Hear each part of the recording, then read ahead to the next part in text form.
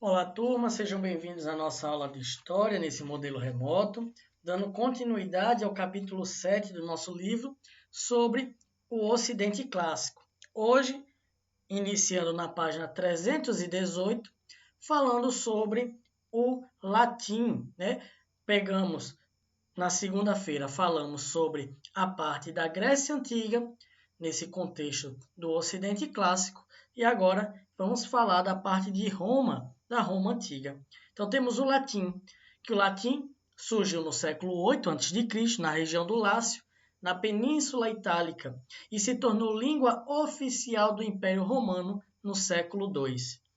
Junto com as conquistas militares de territórios, que o Império Romano dominou, né, expandiu seu território muito grande ali na região da Europa e Oriente, né, os romanos exerciam domínio cultural sobre os povos dominados, obrigando todos a obedecerem às leis de Roma e principalmente a usarem a língua latina.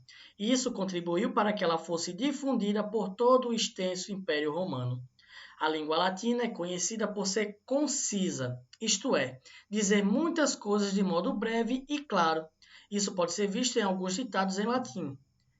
Por exemplo, temos esse aqui: ad Augusta per Angusta, que significa é através das dificuldades que se chega às grandes realizações, e acere non loci, que é agir, não falar. Então veja, né? Principalmente essa primeira aqui, né? Olha o tanto que ela quer dizer em 4 palavras, né? É através das dificuldades que se chega às grandes realizações. Línguas neolatinas. Mesmo com o fim do Império Romano, o latim continuou a ser a língua mais falada por muitos povos. Dessa mistura de diferentes línguas de povos europeus com o latim, surgiram as chamadas línguas neolatinas. Entre elas, o português, o qual falamos, o galego, o espanhol, o catalão, o italiano, o francês e o romeno. O latim é ainda falado atualmente, sendo o idioma oficial do Vaticano, país sede da Igreja Católica. Outro dado importante é que o alfabeto latino é o mais utilizado no mundo. Então aqui, ó, temos aqui inscrição do século I com palavras escritas em latim em Roma, na Itália. Então nós temos aqui algumas palavras que nós podemos identificar, né? Como por exemplo, Basílica, Capitólio, que é uma colina na Itália. Temos também província, né? Atletas, são algumas palavras que nós conseguimos identificar. Então, a nossa língua, o português, ela é uma língua neolatina, tá bom? Porque vem da mistura do latim com outras línguas faladas na Europa. Nós sabemos que nós falamos o português porque nós fomos colonizados pelos portugueses lá no século XVI. Então, nós aprendemos a falar o português. Na próxima página, temos falando sobre o direito romano. Uma das manifestações da presença da cultura romana atualmente está nas leis que organizam nossa sociedade. Isso acontece porque o direito foi uma das maiores criações da civilização romana. Tudo começou em 500 e 450 a.C., quando os romanos estabeleceram seu primeiro código escrito, conhecido como Lei das 12 Tábuas.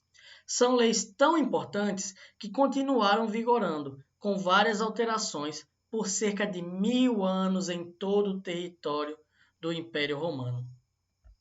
Foi um dos estudiosos das leis, chamado Ulpiano, quem resumiu os princípios do direito romano: viver honestamente, não lesar os outros, né? Não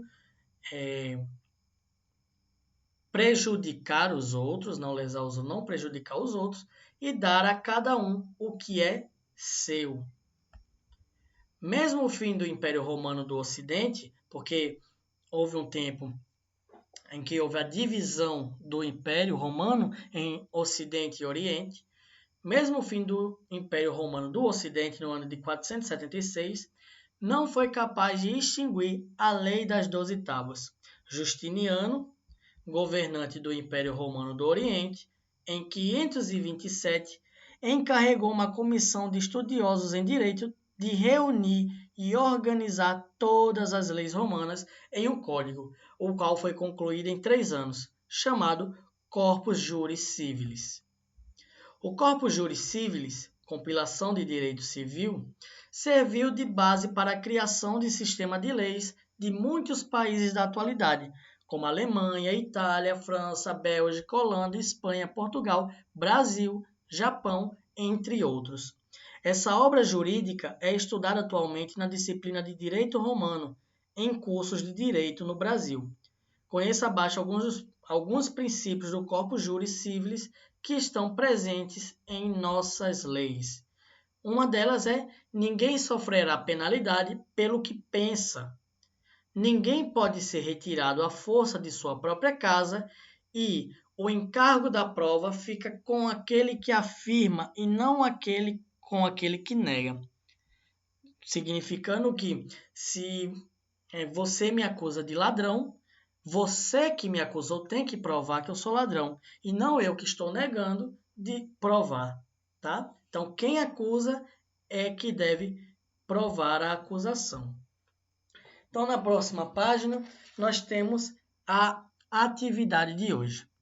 Cite 3 exemplos de línguas neolatinas e explique como elas se formaram. Os exemplos nós temos na página anterior.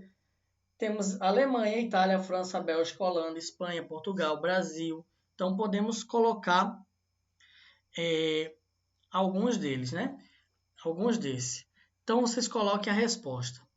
As línguas neolatinas se formaram por meio de uma mistura de diferentes línguas dos povos europeus com o latim. E aí você coloque alguns, né? Estão pedindo 3 exemplos, então você pode colocar o português, o espanhol, o italiano, por exemplo. 2. Observe a fonte abaixo e responda as questões a seguir. Então, temos aqui a imagem e a fonte. Documento publicado em 1663, com base nas propostas do direito romano da antiguidade. Então, a questão da letra A é: que documento está representado ao lado? Então, temos o nome do documento, Corpus Juris Civilis. Então, o documento é a folha de rosto do Corpus Juris Civilis, uma edição de 1663 que compreende a compilação de todas as leis romanas. Então, coloquem assim no livro de vocês, ok? Letra B. Em qual língua o documento foi escrito? O documento foi escrito em latim. Letra C. Qual é a importância desse documento para as sociedades atuais? Resposta. O Corpus Juris Civilis foi importante para embasar a criação de sistemas de leis de muitos países da atualidade. Além disso, ainda é utilizado nas disciplinas de direito romano ensinadas nos cursos de direito no Brasil. Questão 3. Use as palavras abaixo para completar as seguintes frases. Pensa, Justiniano, latino. Então, o alfabeto latino, né? Pegando essas 3 palavras, o alfabeto latino é o mais utilizado no mundo. Justiniano foi o imperador romano do Oriente responsável pela comissão que unificou todas as leis romanas em um único documento. Um dos princípios do Corpus Juris Civilis é: ninguém sofrerá penalidade pelo que pensa, ok? Então,